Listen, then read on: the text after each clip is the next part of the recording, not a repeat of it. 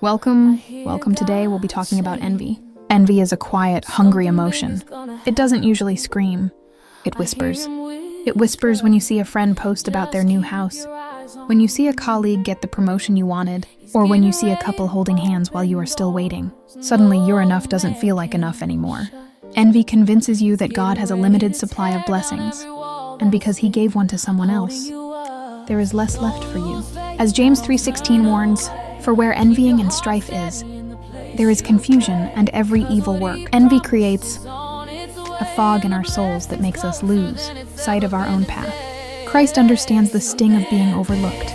He grew up as a carpenter's son in a nothing town, as humans describe, called Nazareth. People constantly compared him to what they thought a king should look like, and he never measured up to their worldly standards.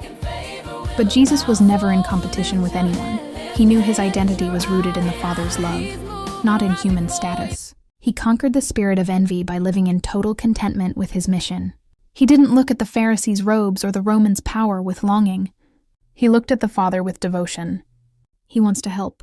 You stop looking sideways at your neighbor and start looking upward at your Creator. The trap of comparison usually cycles through 5 toxic stages.